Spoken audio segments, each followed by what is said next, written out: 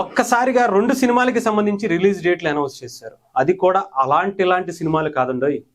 నిజంగా చెప్తున్నాను కదా, తెలుగు సినిమా, ఇండియన్ సినిమాని, ప్రపంచ సినిమాని షేక్ చేసేటువంటి సినిమా అనౌన్స్మెంట్లు అని చెప్పాలి.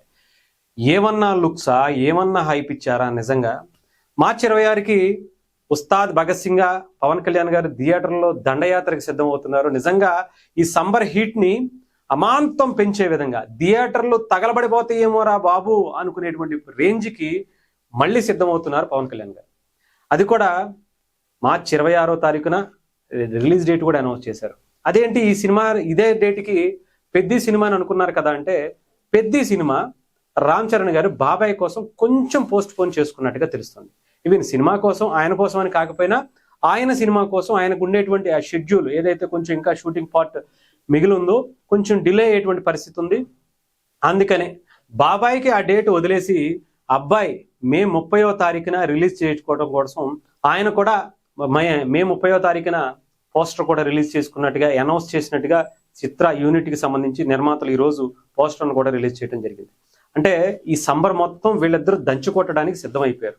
ఇప్పటికే మెగాస్టార్ వచ్చి 400 కోట్ల మార్కుని అలా 15 రోజుల్లో దాటేశారు. ఇప్పటికే అవే తగ్గే లోపే ఇంకా తమ్ముడిగా పవన్ కళ్యాణ్ గారు కూడా థియేటర్లో ఒక రేంజ్లో హిట్ అవ్వడానికి సిద్ధపడుతున్నారు.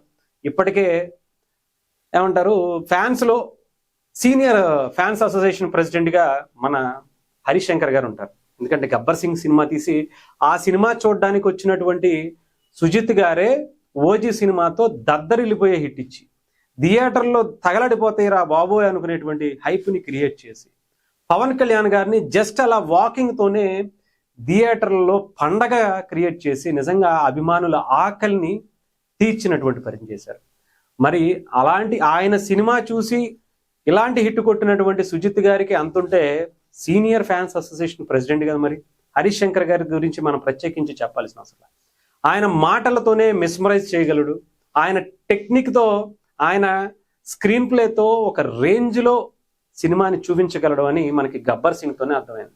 అలాంటి డైరెక్టర్, అలాంటి మాటలతో, అలాంటి పాటలతో దేవిశ్రీ ప్రసాద్ గారు, హరిశంకర్ గారు, పవన్ కళ్యాణ్ గారి కాంబినేషన్ గురించి మనం మామూలుగా చెప్పుకోవసరం. ఎందుకంటే అలాంటి హిట్లు ఇచ్చారు, అలాంటి సాంగ్స్ ఇచ్చారు. ముఖ్యంగా అంతాక్షరి సాంగ్ గురించి మనకి ఇప్పటికీ అర్థమవుతుంది.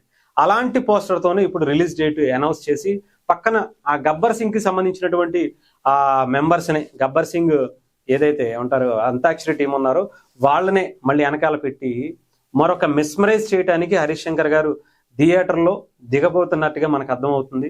ఈ సినిమా అర్థమవుతుందిగా ఆయన చాలా కాన్ఫిడెంట్గా ఉన్నారు. ఇప్పటి వరకు మీరు ఏమన్నా చూసుకోండి, నాకు అనవసరం, దానికి మించి ఇవ్వడానికి నేను సిద్ధపడుతున్నా అని చెప్పి కాన్ఫిడెన్స్కే బాపులా కనిపించాడని చెప్పాలి. ఒక రేంజ్లో హైప్ ఇచ్చారని చెప్పాలి. అంత కాన్ఫిడెంట్గా ఆయన చెప్తున్నారు అంటే ఇంకా ఆలోచించుకోవసరంలా, ఇంకా సినిమా ఎలా ఉంటుందో మనం ఊహించుకోవసరంలా.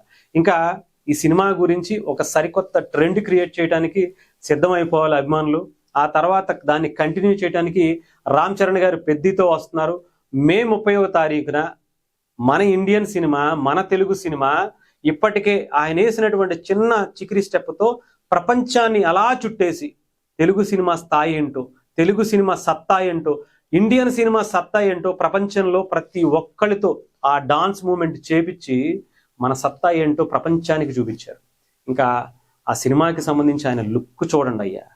ఆ అరాచకం చూస్తేనే వామ్మో ఈ బుచ్చిబాబు గారు సామాన్యుడు కాదయ్యా, పొట్టోడే అనుకున్నాం కానీ మామూలుగా వేయట్లేదు. ఆ పోస్టర్లు చూస్తుంటే, ఆ అరాచకం చూస్తుంటే పిచ్చెక్కిపోయేలా కనిపిస్తుంది. అసలు ఆ మాస్ లుక్ చూడండి.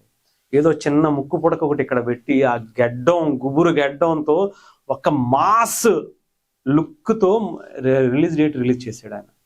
ఇంక ఈ పోస్టర్లతోనే చంపేస్తుంటే ఇంకా రిలీజు లేదంటే గ్లిమ్స్, ట్రైలర్స్, ఇలాంటివి సాంగ్స్, ఇలాంటి వాటితోనే ఒక అరాచకం సృష్టిస్తుంటే సినిమాకి వచ్చేటప్పటికి ఎలా ఉంటుందో సంబర్లో హీట్ ఎక్కిపోవటం ఖాయం. ఇప్పటికే మెగాస్టార్ 400 కోట్లు మార్క్ దాటి ఆయన సెట్ చేస్తే వీళ్ళిద్దరూ కలిసి 2000 కోట్లు, దగ్గర 2000-1500 కోట్లు ఓన్లీ వీళ్ళ ముగ్గురు సినిమానే ఉండబోతుందంటే ఇంక మనం ఆశ్చర్యపోవటం కాదు కదా. రికార్డుల గురించి లెక్కేసుకోవడానికి సిద్ధమైపోవాలి. తండ్రి ఎంత వేసాడు, తమ్ముడు ఎంత వేసాడు, తర్వాత కొడుకు ఈ రేంజ్ లో ప్రపంచ రికార్డులు కొడుతున్నాడు రా బాబు అని రాసుకోవడమే. ఇంకా సిద్ధమైపోయింది అభిమానులు. ఇంకా అరాచకానికి స్పెల్లింగ్ మనం వెతుక్కోవడమే ఈ సినిమాల ద్వారా.